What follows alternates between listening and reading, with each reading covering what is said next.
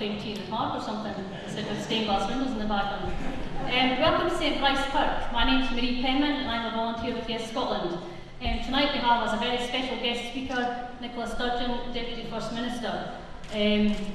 We've been running these events for approximately the past year in Yes Kirkcaldy, and those of you that have attended in the past may be aware that we've stuck with non-politicians for all our guest speakers so far.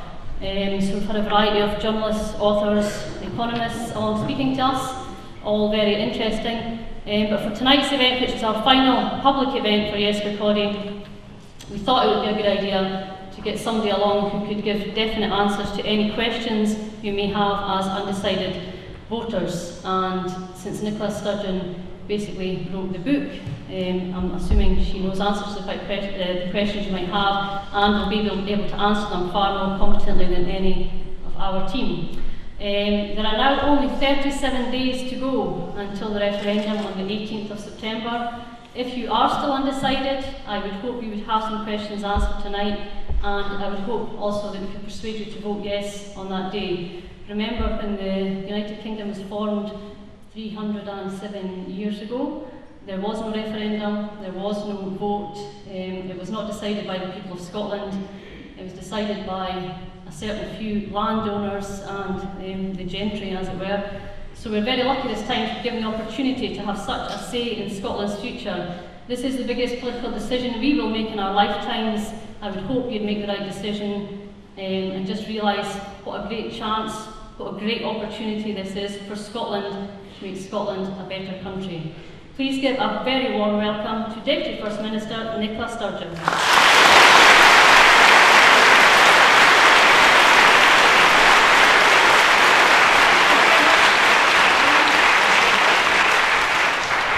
It says on here, please adjust the mics to the level of your mouth, so I'm trusting it's in roughly the right position. Can everybody hear me okay? Yeah. Fantastic. This is a wonderful sight to behold. And I'm not just talking about the beautiful stained glass window, I'm talking about all of you filling this beautiful church.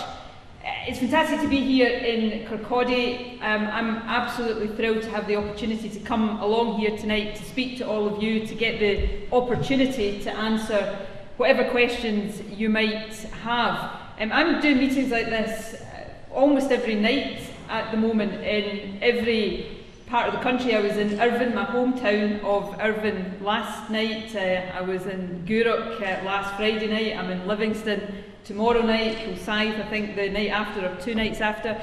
And no matter where I go, and I know it's the same for other representatives of the Yes campaign, public meetings like this are absolutely stowed out, from the smallest community hall to the biggest venue like this one.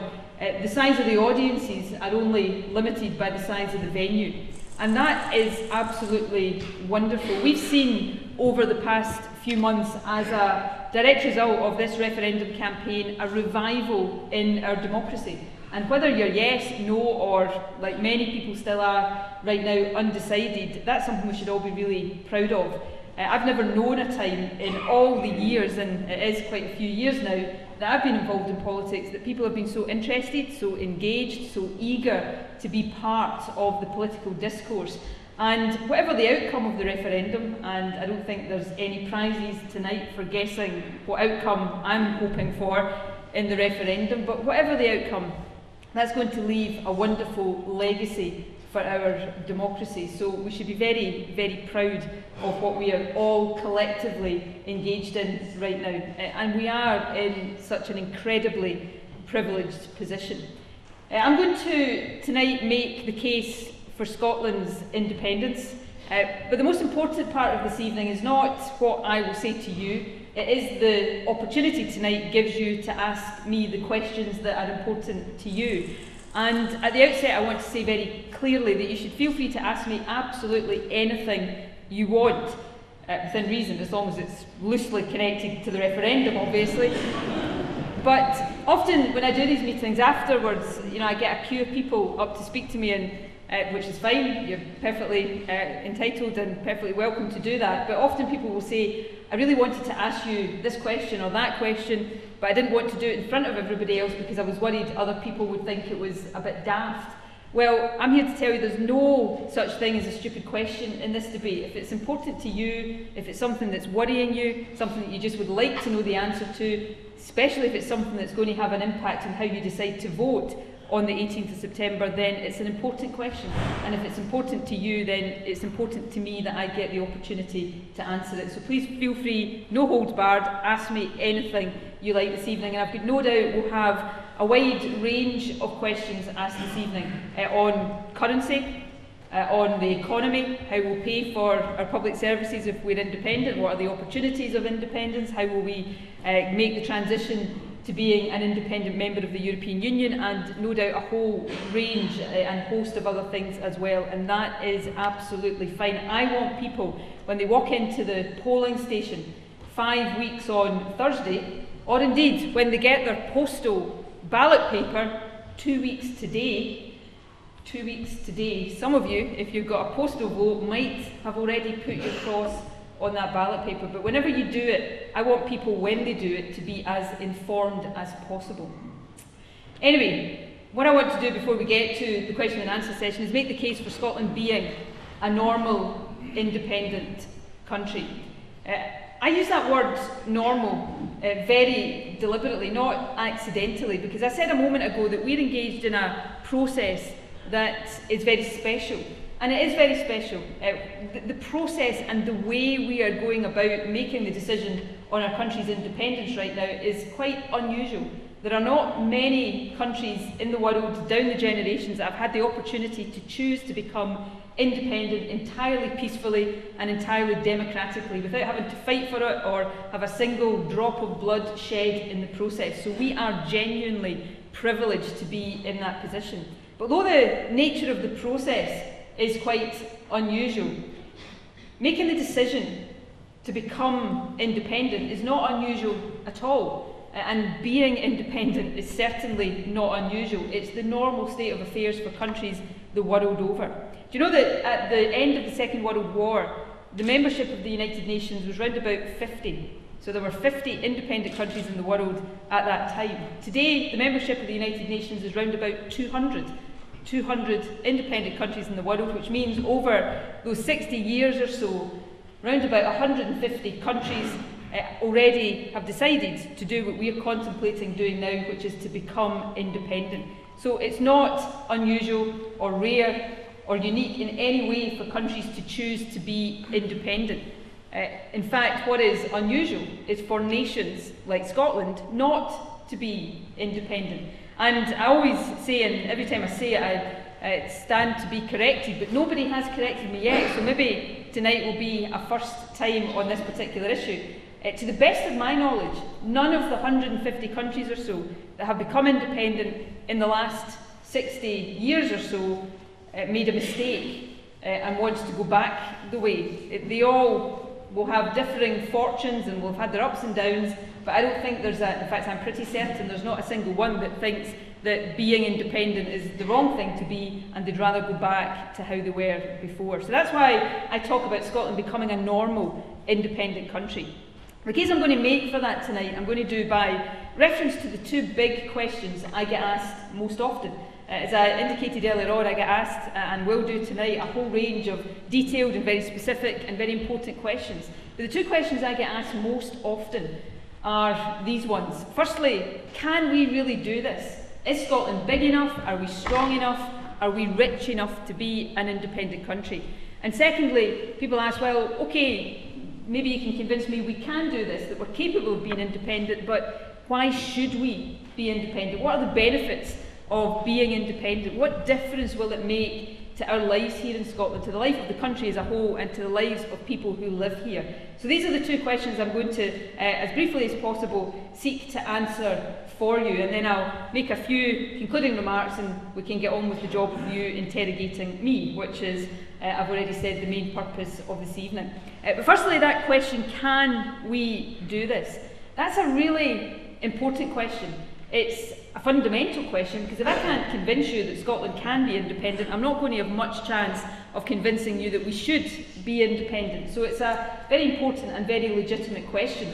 But for all that, I sometimes think it's a bit of an odd question for a country like Scotland still to be asking itself, can we really be independent? We're a small country, relatively speaking, not the smallest in the world by any stretch of the imagination, but relatively small by international standards. But we might be small in size, but we're not small in the contribution we've made to the world down the generations. I read a book a few years ago which I would thoroughly recommend if anybody's looking for something to read. If anybody in here is in the Yes campaign, you shouldn't have time to be reading anything at the moment, I hasten to add. But after the 18th of September, it's a book by a Canadian guy called Harron, and the book is called How Scots Invented the Modern World. And that, when you think about it, is not too far from the truth. Think about all the big innovations and inventions of our time and of times gone past. From penicillin to the telephone, the television, ultrasound, tarmac, the overdraft. Apparently it was Scotland that invented the overdraft.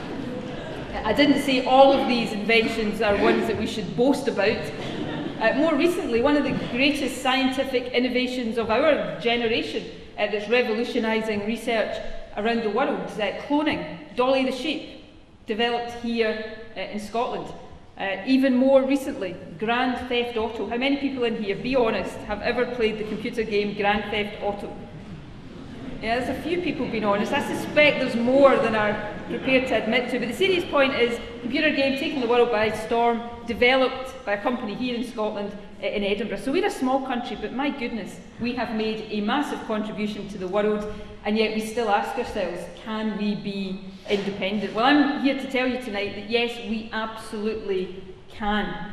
If Scotland was independent tomorrow, we would be the 14th wealthiest country in the world. Now, how do we measure that? Well, the standard measurement of a country's wealth is to add up everything that its economy produces, the value of our economic output, divide that by the number of people who live here, and that gives you our gross domestic product by head of population. By that measurement, Scotland is richer than countries like Japan, France, the UK itself. The UK is number 18 in terms of the world's richest countries, which is not a bad position to be in, but an independent Scotland would be 4 places above that. Interestingly, when you look at the countries that sit in the top 10 richest countries in the world, you know what? They tend to be small countries with many, many similarities to Scotland. So the Norways, the Denmarks, the Swedens of this world, proving that small independent countries do extremely well.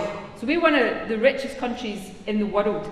Sometimes when I say that to people, though, I get what I've come to refer to as the typically Scottish but response.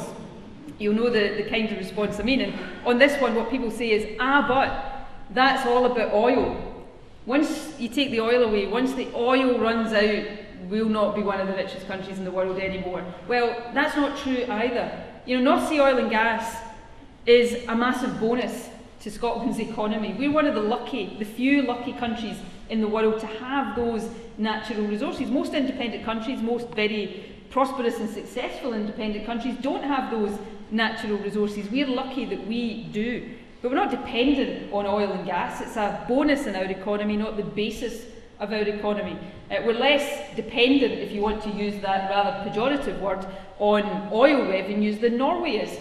In Norway, oil revenues account for about 30% of total tax revenues. In Scotland, it's only 15%, and you never hear anybody say that Norway isn't capable of being a successful independent country, because it's one of the top 10 wealthiest independent countries in the world. It's also had the good sense over the year to invest some of its oil revenues, and now has an oil fund that they describe as their national pension fund, making sure that generations to come benefit from oil long after the finite resource of oil has run out. So don't let anybody tell you our economic strength is based solely on oil. We're very lucky in Scotland that we have a number of very strong economic sectors. We've got a food and drink industry that earns about £13 billion every year. Advanced manufacturing earning about £15 billion every year. We are world leaders in life sciences.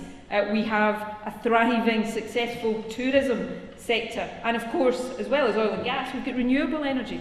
And renewable energy never runs out. We're lucky that we didn't win the natural lottery only once by discovering oil. We won it twice by having some of the greatest potential in Europe in renewable energy. So we're a rich country, we've got a strong, diverse, varied economy. And my final point on this question is this: Scotland is not subsidised. Don't ever let anybody on the other side of this campaign, or anywhere else for that matter, tell you that Scotland is subsidised. Everything that we enjoy in Scotland, all of the services we depend on, from our NHS to our pensions to our welfare system, we pay for out of our taxes and national insurance contributions. It's just that now we send them to London and London decides how they're spent.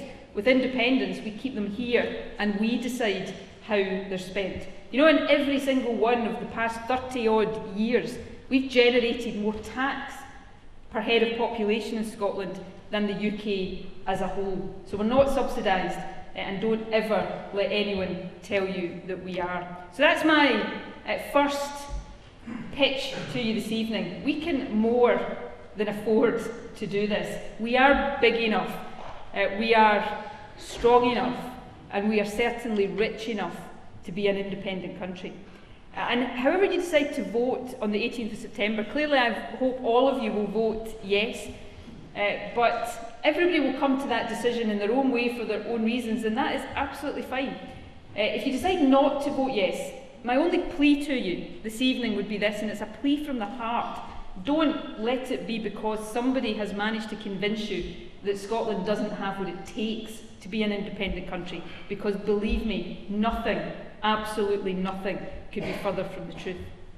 The bigger question in my mind, and this takes me on to the second question I'm going to address to you this evening, is why should we be independent? When I was growing up, my mother always used to tell me that just because you can do something doesn't necessarily mean you should do it. And I'll leave it to your imagination to think what she might have been talking about when she was giving me that particular lecture. The reason we should be independent as a country is very simple.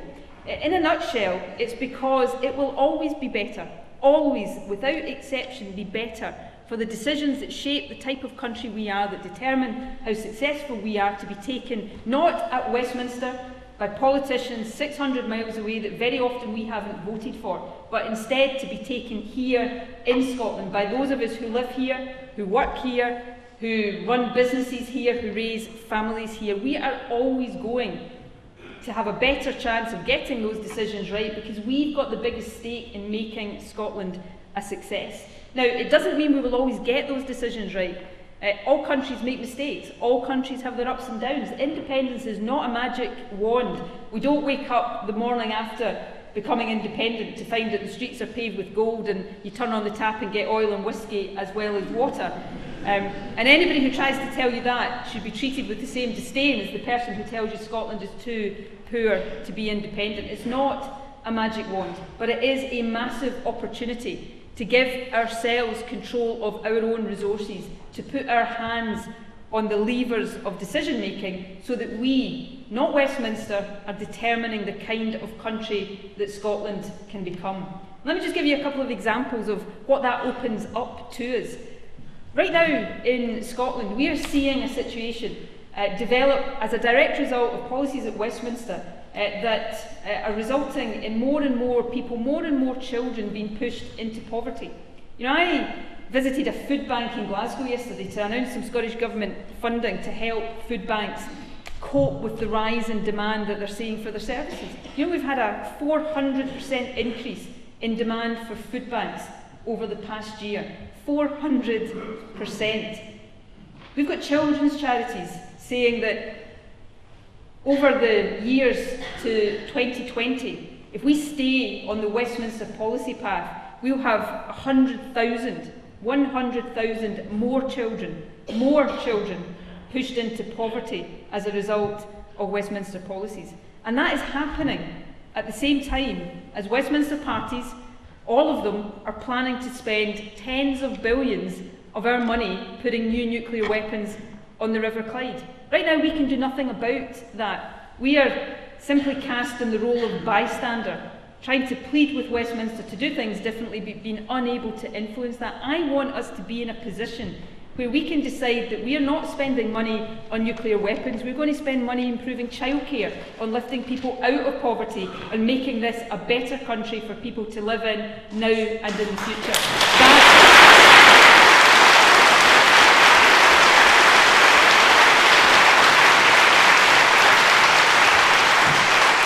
That's one of the benefits of being independent. We've also got a situation right now, and have had for many, many years, where every year lots and lots, about 40,000 of our young people leave Scotland.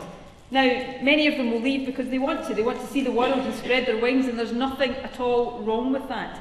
But many will leave Scotland because they can't find the opportunities, the jobs, the career progression here. I want us to have control of our economic policies so that we can take the decisions to encourage more businesses to set up here, to expand here, to base their headquarters here, to provide the opportunities for our young people to stay here and contribute to building the Scotland we want to see. These are the opportunities that only open up to us if we are independent, with all of the powers that that brings into our own hands. And what happens if we don't take this opportunity, this perhaps once-in-a-lifetime opportunity that we have in just a few weeks' time? Well, in short, that means that Westminster will continue to take these big decisions. And sometimes these decisions will be taken by governments at Westminster that we voted for.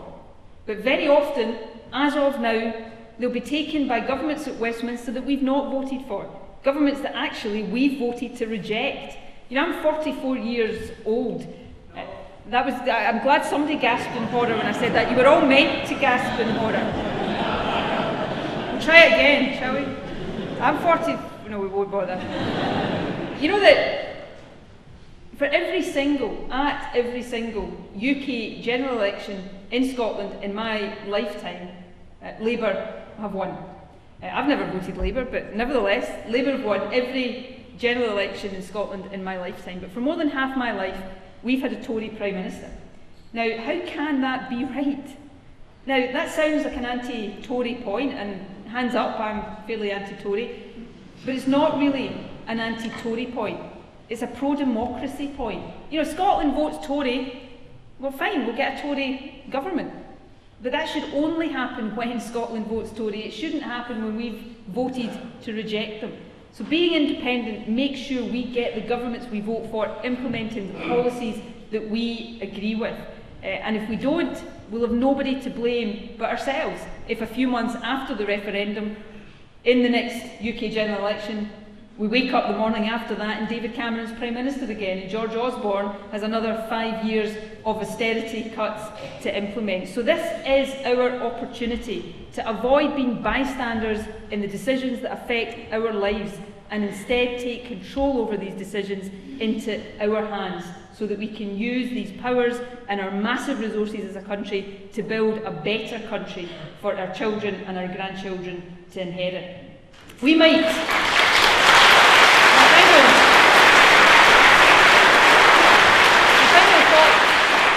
Final thought to you before I hand over to you for the questions is this. This is our one opportunity.